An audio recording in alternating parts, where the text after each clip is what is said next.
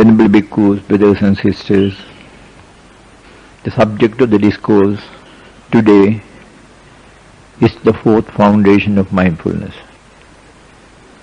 Buddha, having attained Buddhahood, having realized the truth, having found a clear path for the attainment of Nibbana, expected any devotee to develop himself in three things. The three things are, any devotee must have at least virtue in the observance of the five precepts. That's the least.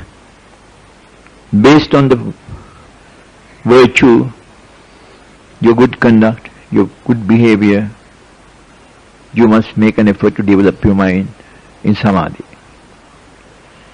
Samadhi is essential for the realization of the truth. One could develop wisdom, gain wisdom through samadhi. Buddha has clearly stated that the three realities of impermanence, unsatisfactory nature of things, and the soullessness can only be realized in samadhi. It is clear that the worldly mind is so hardened with the worldly way of doing things, and that worldly way of doing things entirely depends upon the false assessment which is permanent, satisfactory, and with soul continuity, which are opposite to the three realities Buddha has realized.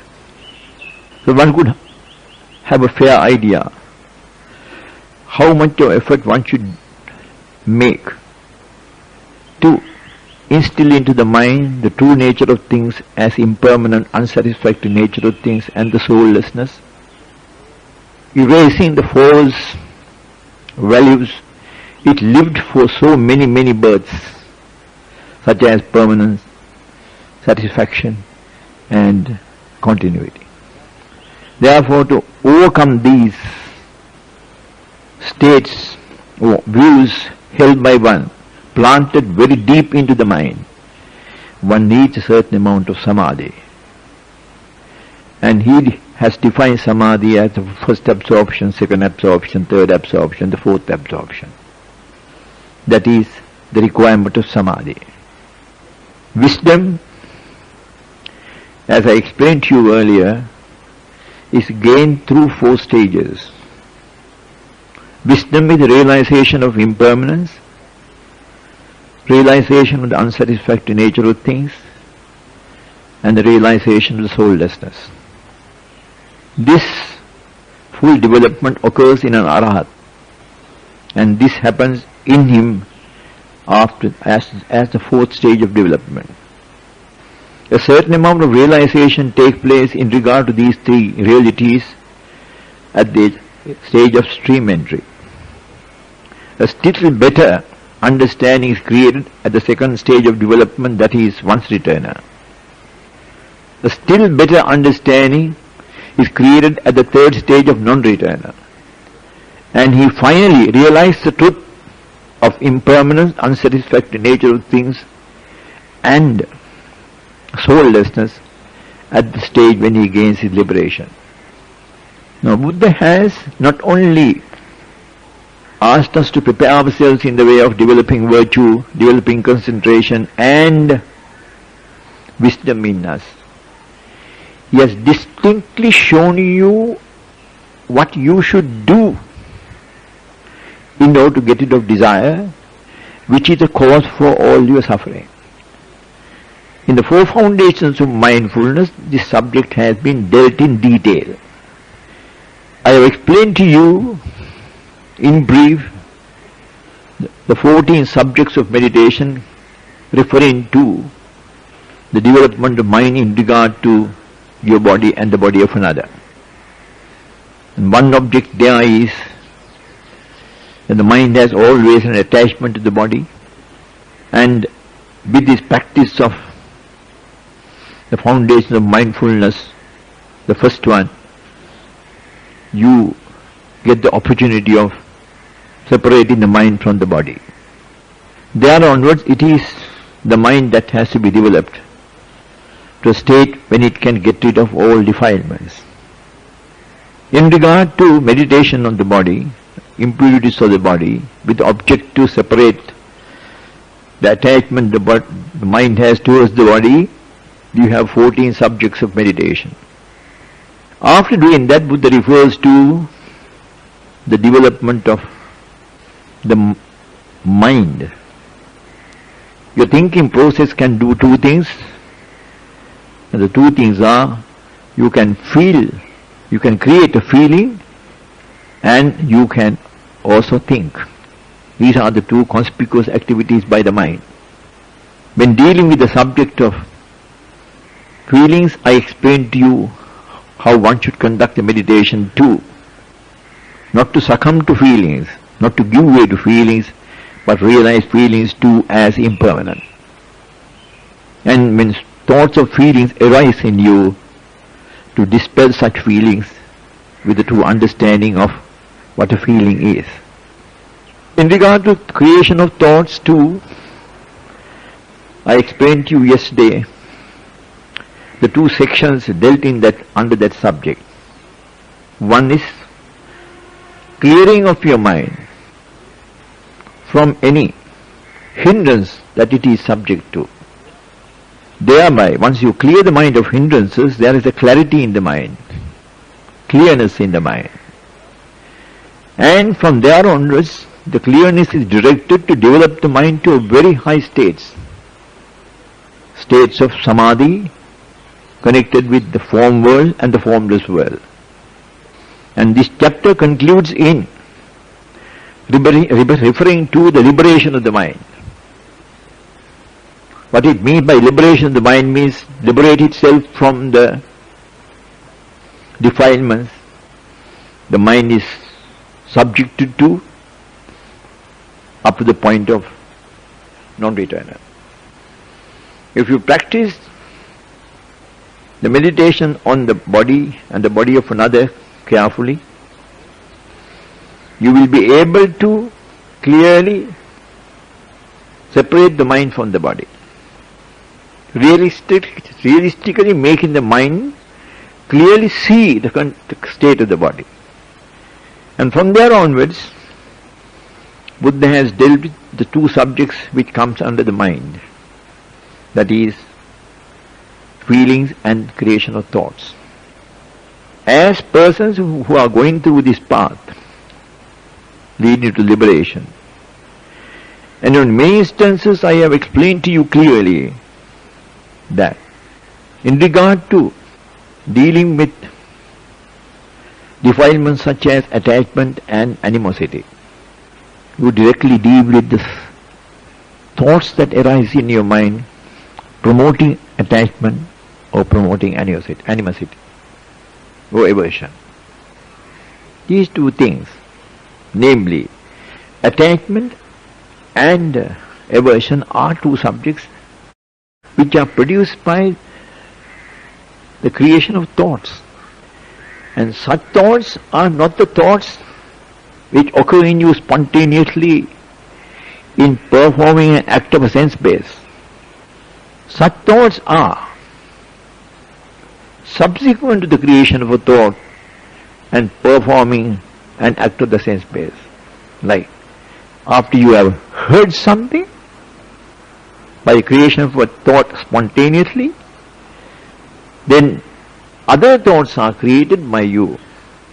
If the subject of that act refers to something present, to pursue that present feeling. If it refers to something which you do not like, to create an aversion to that feeling. Those activities of the mind in promoting aversion and attachment are not spontaneously created by the mind.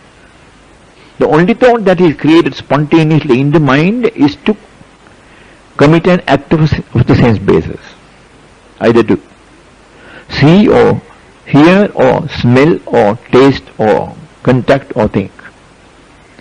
Those 6 activities are created by the creation of a thought.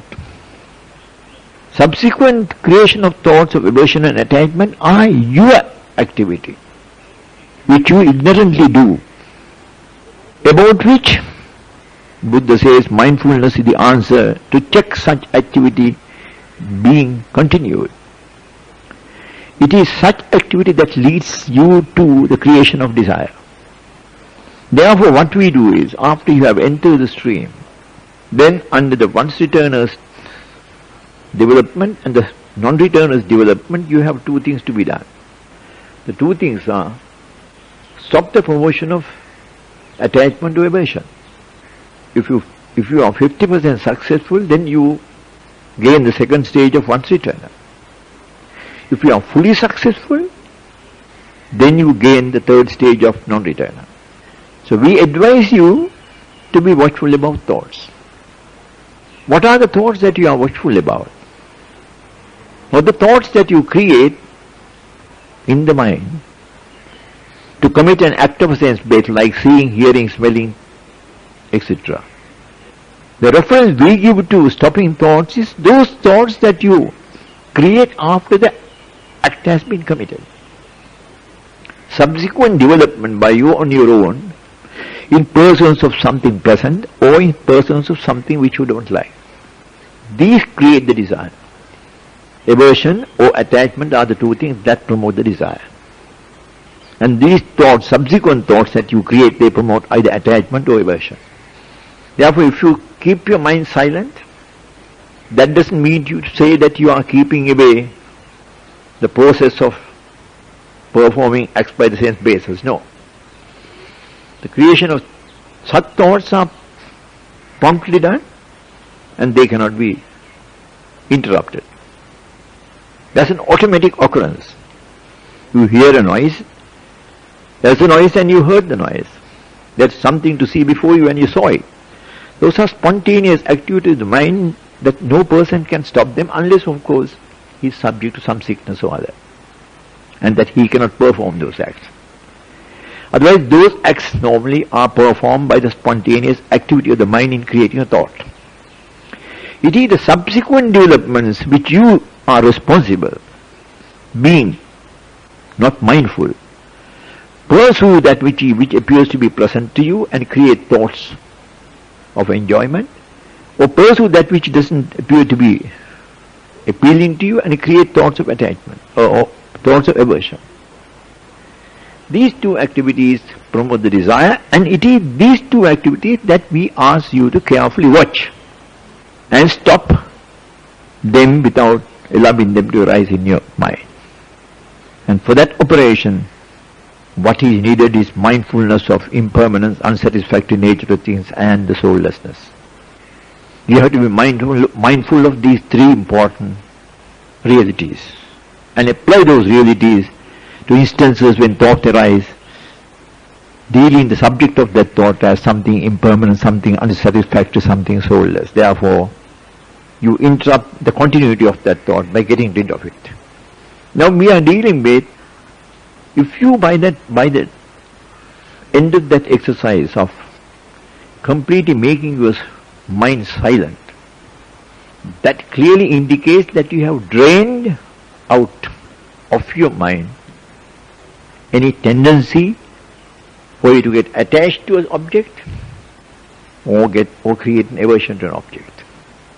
Attachment and aversion are things that you have created in the mind.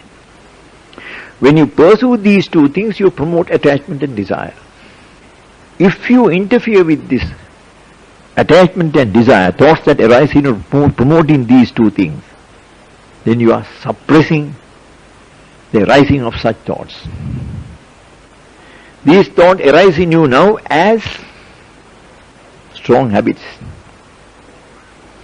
The spontaneous activity of the mind in the event of an object arising before a sense base creates a thought enabling you to experience that sense object. Immediately after that experience, what happens is thoughts arise in your mind pursuing what is pleasant or pursuing what is unpleasant. When you pursue what is pleasant, you enjoy that and then create an attachment.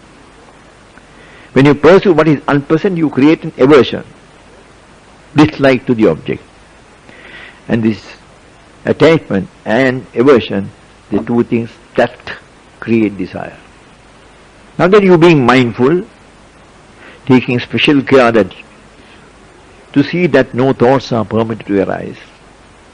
And those thoughts are not, as I told you, thoughts which help you to perform and act by a sense base. Those are additional thoughts that you create to create an attachment to aversion. You suppress them by realistically analyzing them as impermanent. And this activity is done by the normal mind. If you do that in samadhi, you are obstructing the rising of thoughts in your mind freely. Because samadhi will not permit you to freely create thoughts in your mind. It suppresses.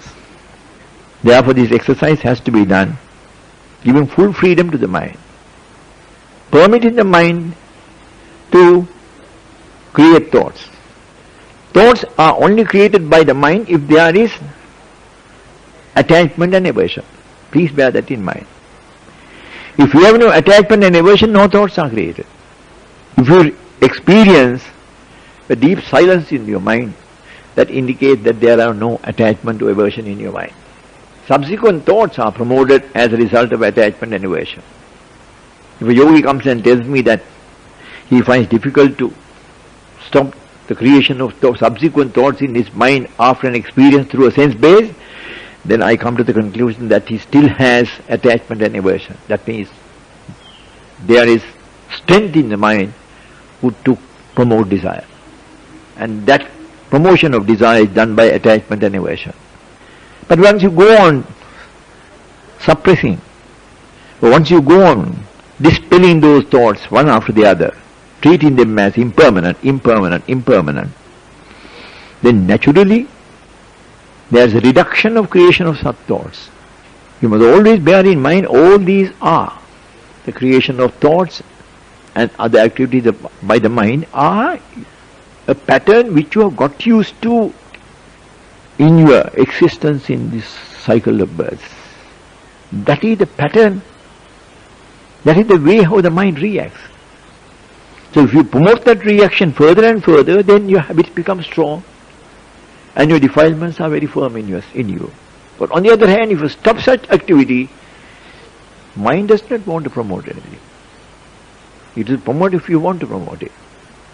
But these incidents are happening automatically without your knowledge. Attachment and aversion, without your knowledge they arise. Why? Because these tendencies have been created, nurtured by you in your mind and maintained. Now you go on analyzing your mind carefully. As I emphasize again, it should not be done when you have transcended the mind to a higher state. Why? Because you are not given the freedom for the consciousness to create thoughts. This exercise should be done while your mind is normally functioning, with full freedom for the consciousness to create thoughts if it wants to create thoughts. And if there be reduction in the creation of thoughts, that means you have convinced the mind that you are at this end not accepting any of those thoughts. And that suppression you went on in the way of stopping further thoughts occurring, analyzing them as impermanent, has discouraged the consciousness from creating thoughts.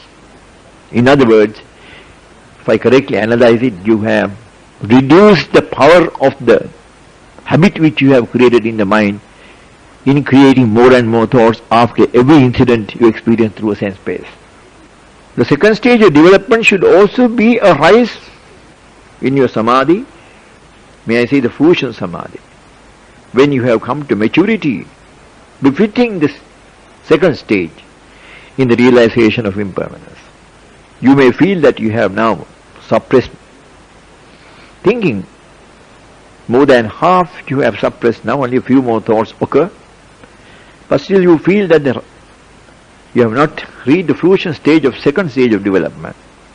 Then what you should do is devote your attention to the development arising and passing away on some subject common to you, like breathing, and see whether opportunity is given for the mind to create that situation for you to realize the second stage. And that will happen only you have developed the fruition samadhi in the second stage. And the fruition, subject to the fruition samadhi is arising and passing away, nothing else. That's anicca. When you come to the third stage, brothers and sisters, you will see that your mind is very silent and is going deeper and deeper and deeper and deeper. The silence is a deep silence. So to say that if you have drained all your unnecessary thinking in the way of thoughts arising to support attachment or thoughts arising to support aversion, if you have done this exercise very well and no more thoughts of that nature arise in your mind, you will realize that your mind is very silent, is going deep into you, and also that sometimes you experience a state of mind where you go into a deep sleep.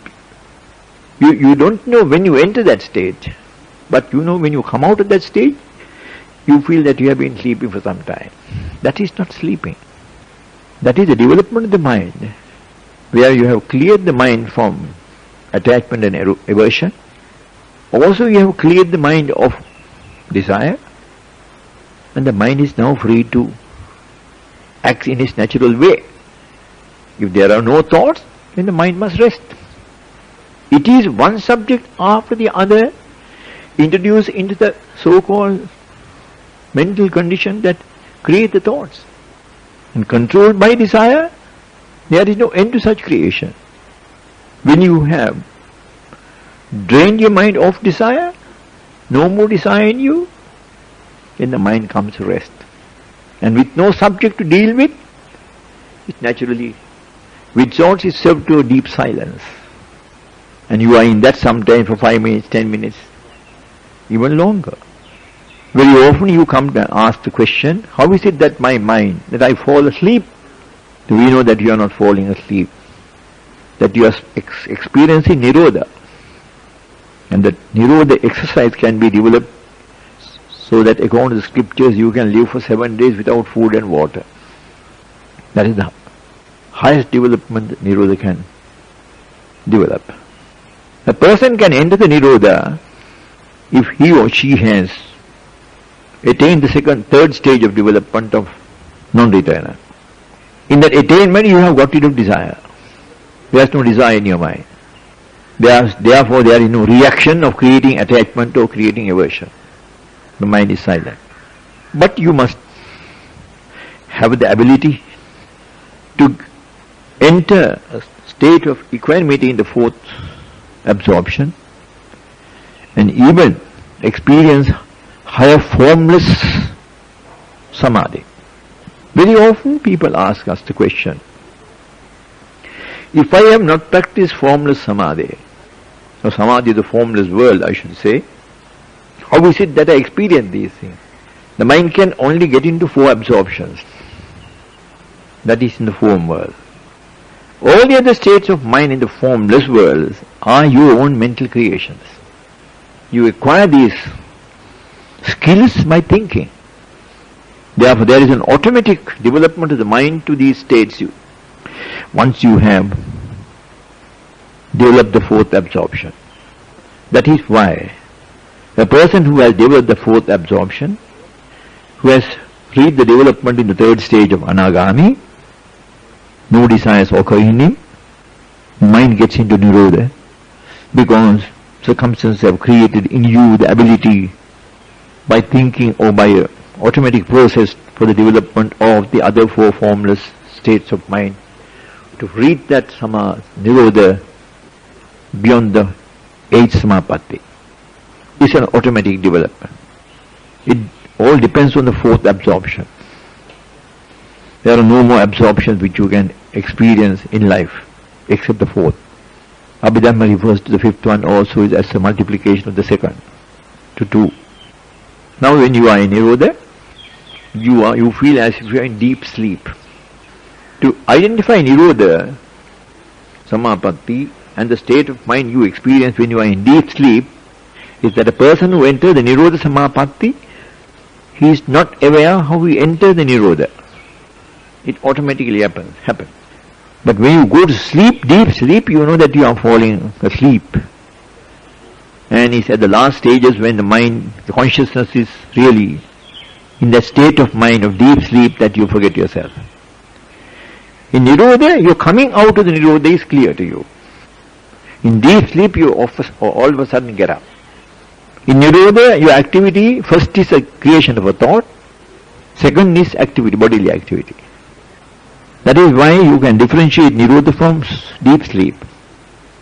You don't know how you enter the Nirodha, as an automatic development in you, but you are fully aware how you comes out of it. Now, brothers and sisters, once you have finished the two meditations on feeling and thoughts in the four foundations of mindfulness, you have completed three aspects of that discourse. Pertain to the body, pertain to feelings, pertain to thoughts. If you have done it with fruitful results, you can enter the third stage of development, that is a non-returner stage. At the conclusion of your development of realities in the third foundation of mindfulness. That is important. Then you come to the fourth foundation of mindfulness. In these accounts or commentaries made on the Sutta preached by Buddha, there are various conclusions arrived at. What is important is, what is the reaction in actual practice, these developments. Now there are four distinct meditations dealing with the fourth foundation of mindfulness. One is hindrances. Second is meditation on the four grasping groups, five grasping groups. Third is meditation on the causally created thoughts performing the activities to sense basis. How they are created, how thoughts are created as cause and effect. And the fourth is the development of seven factors of enlightenment leading to the attainment. One asks the question that in regard to third foundation of mindfulness dealing with feelings and thought, the eight thoughts referred to on the subject of thinking, creation of thoughts, they refer to an analysis of your mind in 8 ways to satisfy yourself that there is no hindrance prevailing now. Your mind is now developing very well in samadhi. There is no hindrance. Also, in certain places the indication given is that these hindrances are not in regard to samadhi, but hindrances are in regard to your attainment of nibbana, like thoughts of attachment, thoughts of aversion, thoughts of sleepiness, the body and mind very tired, then restlessness in the mind, and doubt. These five things, five subjects are created by 8 thoughts. And you analyze those carefully and satisfy yourself that those hindrances are not prevailing in you. And then you develop your mind, as indicated by me yesterday on the discourse about developing of thoughts, that you develop your mind to very higher states of, or transcend the mind to higher states, like the formless states of mind. Our question is, why is it that hindrances, observation of the mind about hindrances, whether they are in operation in your mind or functioning in your mind or not, why was that subject introduced again? The conclusion one could arrive at is that in this chapter, the fourth foundation of mindfulness, you are directing the mind completely for the attainment of Nibbana. Therefore, one should be fully satisfied that there is no hindrance occurring in the mind which is subject to such development. There is nothing called aversion in you. There is nothing called attachment in you. You have overcome all these basic developments in the mind overworldly. Your mind is also active in regard to alertness. It's not putting you to sleep as such, or making you restless by unnecessary creation of thoughts which promote such behavior to the mind. And you have no doubt about the path now. You have full confidence in the Dharma. Therefore you have cleared the mind of all hindrances. And after going through that exercise, which is the first exercise on the fourth foundation of mindfulness on Dharma, you go to the second one. Second one deals with the 5 grasping groups. Direct indication has been given in the commentary. The 5 grasping groups refers to Sakkaya Ditthi. Ditthi means belief. Sakkaya means pertaining to your body. The belief of an individual living in you, possessing the body you possess. Or in that body of yours, there is the being. Sakkaya Ditthi. That Ditthi, that belief is there in you. Then one will ask the question, if you have dealt with that in earlier occasion, the first step you took prior to entering into the stream, why are you now referring to that again in the fourth foundation of mindfulness? In the fourth foundation of mindfulness, there is something more exacting and obstructing your development further. And that is your ego. Your ego is built on your reference to past incidents.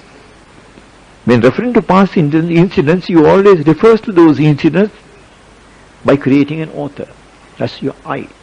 I did this, I did that, I saw, I met. Those are the references you make all about the past. And this I has been created probably to a great extent by the 5 grasping groups. Grasping group of form, grasping group of feeling, grasping group of perception, grasping group of volition, or I should say grasping group of activity, volitional activity, and the grasping group of consciousness. These 5 grasping groups has created that. Therefore you are expected to meditate on these 5 grasping groups, leaving no such tendency in your mind. How do you develop that meditation? The second meditation in the fourth foundation of mindfulness pertaining to grasping groups. You meditate every factor in that 5 grasping groups, grasping group of form, grasping group of feeling, grasping group of perception, grasping group of volitional activity, and the grasping group of consciousness as impermanent. One by one you have to deal with this subject. Grasping group of form is impermanent, unsatisfactory, soulless, arises and passes away, causally created, and impermanent. Grasping group of feelings, impermanent, unsatisfactory, soulless, arise and pass away, created causally, as cause and effect, and it has no substance. It's just a mental creation. Likewise, every such group, the group of form, group of feeling, group of perception, group of volitional activity, and group of consciousness, you go on meditating on that as impermanent. Take every one of these as impermanent, the second as impermanent, third as impermanent, fourth as impermanent, fifth as impermanent, and analyze it carefully. Impermanent. And that is to indirectly attack the ego, the creation of an I in you. When you speak about an I in you, it really refers to that this I is yourself. And who created this so-called self in you, the 5 grasping groups? Therefore, after your first meditation to clear the thinking process of hindrances, you resort 5 grasping groups also create a false concept of a being in you. So that is completely removed as a result of this meditation. Then also there is a question of who is this I? Who is mine? I and mine are two things that are created as a result of the activities to six sense bases.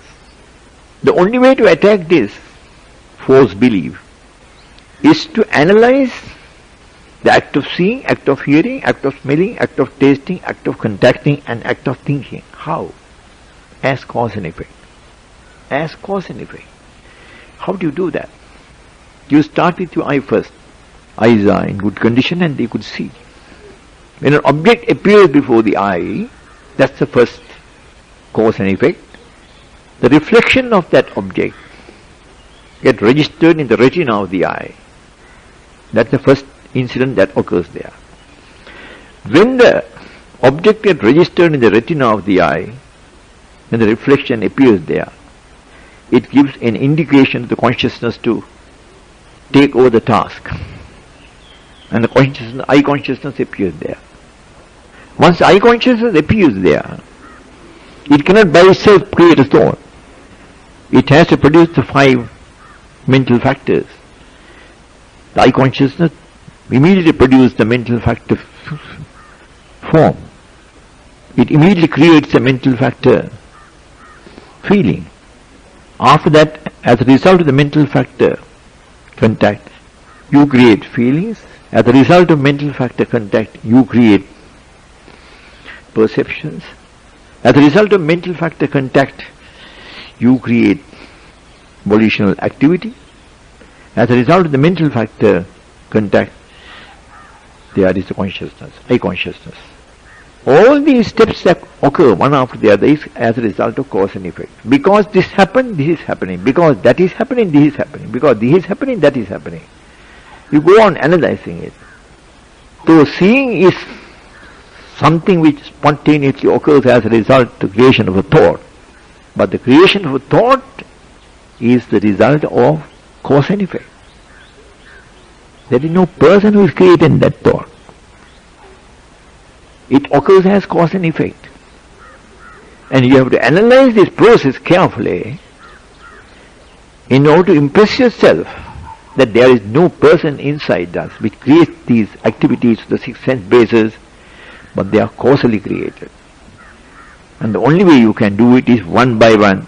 Take each case like the eye, then the ear, then the nose, the tongue, the body and the mind. Go through these things step by step, and convince yourself that these are not creations by the mind, but causally created. This cause has created this situation, this cause has created this situation, this cause has created this situation, therefore you can see. Likewise the other case, like hearing, this cause has situated this situation, this cause has created this situation, and go on, ultimately you hear. In like manner you have to analyze the other sense-based activities also to satisfy yourself that such activities are the result of cause and effect. Then ask the question, where is this so-called ego I? There's no I. No such performance. Now you are very mindful. Now your mindfulness must be not of past incidents. If you are mindful of past incidents, no activity is done by you now during the present moment. Therefore you will be referring to any activity done in the past. And more you refer to the past, you will be creating the I more. Because I is the author of the past incident. That's how you have accepted it. And you create more of the I, and that is promoting the false concept of ego. So to avoid that, what you should do is, instead of pushing the mind to the past and referring to any incidents in the past, you should keep the mind in the present moment in front of you. Past is over. You can't recover anything from there. Future is yet to come. What is happening is just now these things are occurring. So you be very concerned about the present moment. So to say, your mind is in front of you now, watching what is happening just now, this moment. There, incident occurred, you saw or you heard or whatever it may be, and it passed away. Just this moment that happened. And that is the cause and effect. The cause arose, effect took place, the cause disappeared, effect too disappeared. Just this moment. And thereby you convince you that there is no person called I in you. It's just a mental creation again. Along with that there is mind. That too is a mental creation resulting from the false notion that there is an author to your activity as I. You have to do this in respect of all the six sense bases and satisfy yourself that there is no I, no mind. And when you perform these meditations carefully, the result is that there is no I in you now. That emptiness is felt by you. Mind is also not there. In respect to the eye, in respect to the ear, in respect to the nose, in respect to the tongue, in respect to the body, in respect of the consciousness, no I.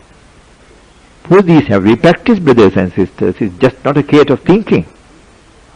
You have to go on drilling into the mind the true nature of things. And the way to drill into the mind is to practice these things one after the other. I see this way. You see, and giving one after the reasons as to how you came to that conclusion that there is no I.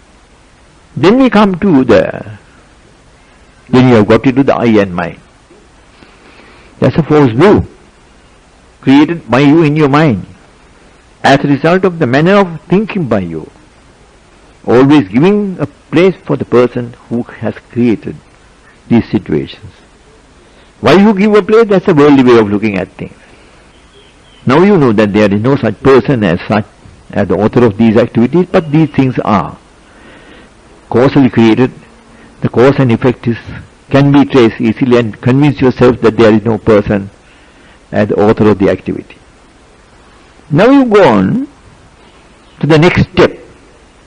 Now we are in this false belief, false view.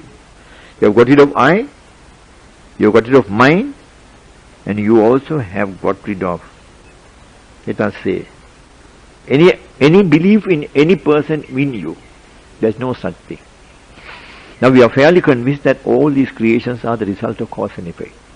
But there is some important factor which you have to get rid of. Why?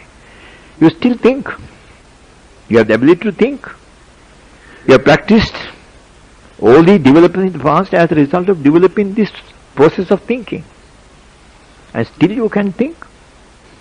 And now you come to a wrong conclusion that this process of thinking is what is permanently in you, as self, as the Atma, soul. That is the beliefs that you create, because that's the last thing you have to deal with. You have got rid of all the others connected with the creation of false views and this and the other and the other.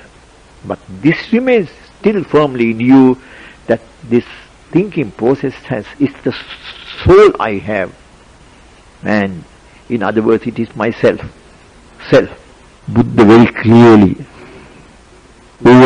overcame this situation by developing the mental factors. The object of developing the mental factors is step by step, while convincing you of the situation in the mind, it leads you to a state of pure tranquility, where the mind is very, very peaceful and calm.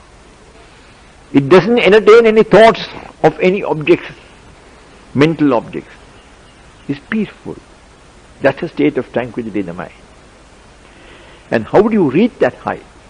First of all, you have to be very mindful of all the activities around you.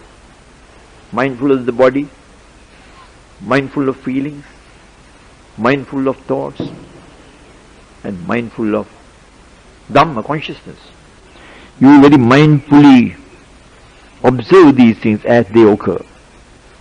As I told you and emphasize often, that a spontaneous activity of the mind in the creation of a thought to execute something experienced by a sense base is an automatic incident, and you are aware of it. So you just treat that too as something which must happen. It's an automatic incident. And you are mindful. And I have emphasized this mindfulness is what? That you always consider that this body and mind of yours is impermanent, unsatisfactory and soulless. That is the essential quality of this mindfulness which you maintain at this stage. You are mindful, watching yourself carefully. Thoughts occur, they pass away. Random thoughts occur. After that, You devote your attention to the investigation of Dhamma. What is the four foundations of mindfulness? And what am I expected to perform there? What is the five grasping groups? What is the illusion created by the five grasping groups and how it is created? You're just going into the Dhamma aspect of it. Then of course you are going into the cause and effect. You're going into the aspect of dependent origination. All these things flash into your mind. And you can reasonably separate every link and give a statement to that effect. How it happens and how it occurs and how it functions. Your mind is sharp now, quite educated in Dhamma. After that you enter a state of virya, rise of energy in your mind and body both. Virya, because you are now living in truth. And the more you realistically understand the truth, the more strength you gather, physical and mental both. So that also you experience. And with that arises what? Cheer. Oh, I see Dhamma clearly now. This is the truth. The false opinions and false conclusions we arrived at the past are over and no more in us. We see the true nature of this so-called being, the human being. There is no being as such in him, is just causally created activity, nothing else. Likewise you develop yourself and you are very, very happy, cheerful, contented. And that leads to, when you are always happy and cheerful, you don't feel the weight of the body. You don't feel even the weight of, let's say, difficulty in thinking that sort of thing. That is, body and mind both are very light. That is the result of freeing your mind of all defilements, and this empty class is there. Mind is also empty of such defilements, which weighs you down. And you feel this lightness in you, in body and mind both. You live in that. Very happy mood. And there, that lightness of the body and the mind leads you to the development of the mind in vipassana. Samadhi develops. Samadhi develops. And that is vipassana samadhi. Along with that development arises the realization too. And you go on living in that too. And ultimately that mind will develop to a very conspicuous height and gives you the state of equanimity. There's a force there in the mind, you see that. But there's no good or bad, nothing like that. The state of equanimity is given. See how Buddha developed this mind to that degree of lightness in the mind, that you can clearly understand what it is like. And when this tranquil state you live in, you start practicing a vipassana on this mental condition. That's the essential thing. Practice vipassana. What is vipassana? Impermanent, unsatisfactory nature of things and soulless. What? This mind in equanimity.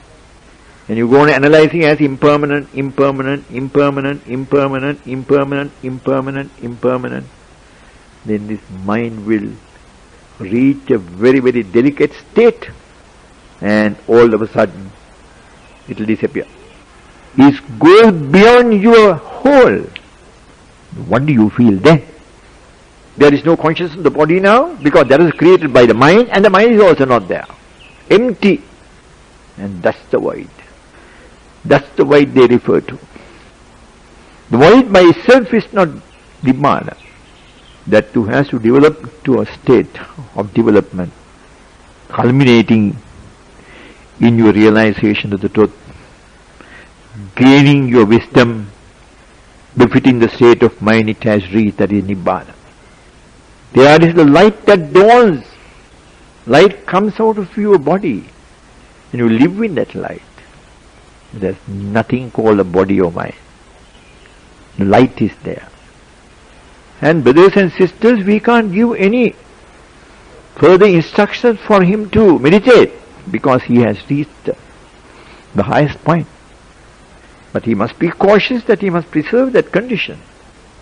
He must not get unnecessarily elated by, oh, I am this, I am that, I am that. I doesn't come in there at all now. That those things, you become a very humble person. And the idea dawns to you, I have done what I should do. I have completed my task. I have nothing more to do. That is the thought that arises in you. Then you would ask me the question, for instance, that is a frame of mind. He is in that condition now. What is his normal life? He will be very mindful. He would not harm anybody. Even if you slap him, he will just smile and go away. He will never raise a hand to return that blow. If somebody abuses him, he will just smile and go away. He is not disturbed by that abuse. If he has anything to give anybody, take. Freely gifting. And he derives pleasure out of that gifting. So the three qualities that you develop in that state is right thought. What is the right thought? Non-attachment, always spreading loving kindness, and free from animosity and hatred. The three thoughts referred to in the right thinking. Nekkam, avyapada, avihimsa. Nekkam is there is nothing possessive in you now. You see in the gifting of things which you own a great happiness. Seeing another man happy. Maybe the most valuable thing you possess. If somebody wants it, you will never say no, take it. In other words, there is nothing you possess in this world. You have finished possessing. That which has got accumulated around you are all. If somebody wants it, freely given. No possessiveness. You will not harm anybody.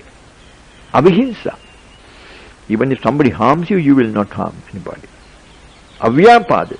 Bear no malice against anybody. And the key point in your behavior is you are a very, very quiet person. The mind completely turned inward. No world exists for you now. Result of a creation by projecting the mind outward through the sense basis. You are a peaceful being. But you have to be mindful, because the fifth, getting rid of your defilement, and that is the fixed one, is at your death. So long as you maintain the body and the mind which are meant for the world, you have to be extremely careful, mindful. So you see, brothers and sisters, the four foundations of mindfulness preached by Buddha has clearly given you a path for you to follow. The most difficult thing in this path is for you to develop yourself in samadhi, that is all. And that can be done by a careful approach in dealing with your mind. Not to be too hasty, carefully. You may have a lot of obstructions. You may have a lot of discouragement because you can't fix the mind at one point. Such things can happen. It may exist for sometimes 2 weeks, 3 weeks, 4 weeks. But attend to that peacefully. And in my experience, that's the difficult aspect of this path. The fixing of the mind in one-pointedness, because you have allowed the mind so much of freedom as a worldling, the mind wishes to enjoy that freedom. And any effort on your part to fix it at one point, it detests. But constant application, patience and perseverance will ultimately be successful, and the mind will comply with your requirement, fix it at one point, and you can develop your absorptions accordingly. So that is the last lecture on the four foundations of mindfulness. And this description I gave you, I should say, not according to some of the interpretations given in the books, but more practical. And you will see that Buddha has clearly shown us a path for our development. And one could patiently follow that path, you are sure to gain your liberty or your liberation in this world. Just now, this moment, you can attain Nibbana. Thank you very much.